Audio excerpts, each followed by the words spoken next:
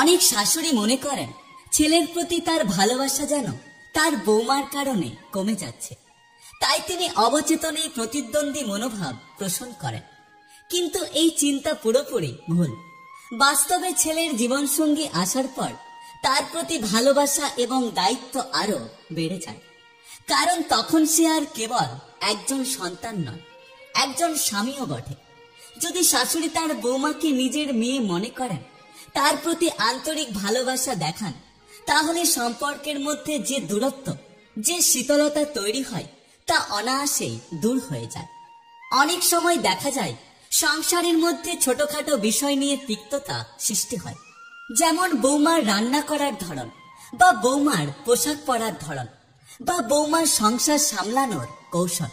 এসব নিয়েও অনেক শাশুড়ি বৌমাকে নিয়ন্ত্রণ করতে চান, কিন্তু তিনি যদি একটু ধৈর্য ধরে বৌমার দৃষ্টিভঙ্গিকে বোঝার চেষ্টা করেন, তার স্বাধীনতাকে সম্মান করেন, তাহলে দুজনের মধ্যে সম্পর্ক আরো সুন্দর হয়ে উঠবে।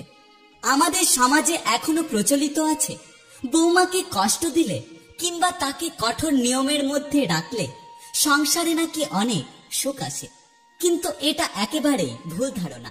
বাস্তবে শাশুড়ি যদি আন্তরিক হন, বৌমাকে যদি বোঝেন, তার প্রতি যদি যত্নশীল হন, তাহলে বৌমাও তাকে শাশুড়ি নয় বরং মায়ের জায়গায় বসিয়ে রাখবে। অনেক সময় বৌমারাও প্রথম থেকে শাশুড়ির প্রতি এক প্রকার ভয় নিয়ে সংসারে প্রবেশ করে। তাদের ধারণা শাশুড়ি হয়তো তাকে সহজভাবে মেনে নেবে না, কিংবা তাকে শুধু কাজের মানুষ হিসাবেই দেখবেন। কিন্তু এই আশঙ্কা দূর করার দায়িত্ব একমাত্র শাশুড়ি। যদি তিনি প্রথম দিন থেকেই বৌমার প্রতি আন্তরিক হন, তাকে নতুন পরিবারের অংশ হিসাবে গ্রহণ করেন, তাহলে বৌমার মনে কোনো ভয় বা দ্বিধা থাকবে না। বৌমা সুখে থাকলে সংসারও সুখে থাকবে, কারণ একজন সুখী নারী পারেন পরিবারের অন্যদেরকে সুখী করতে। যখন বৌমা সংসারে শান্তি ও ভালোবাসা পায়, তখন সে তার স্বামীকে আরো বেশি করে ভালোবাসে, তার শ্বশুর বাড়ির সবাইকে নিজের পরিবারের মতো মনে করে।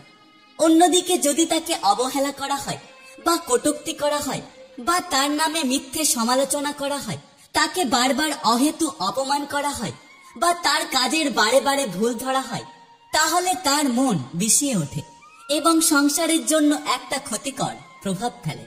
আমাদের সমাজে এমন অনেক উদাহরণ আছে যেখানে শাশুড়ি বৌমার সম্পর্ক বন্ধুর মতো এবং সেই পরিবারে কখনো কলহ হয় না। সেসব পরিবারে শাশুড়ির আন্তরিকতা, ভালোবাসা ও বোঝাপড়ার মানসিকতা এতটাই প্রবল যে বৌমা তাকে নিজের মায়ের মতো শ্রদ্ধা করেন। সংসারটা সুখের পরশে মেতে ওঠে।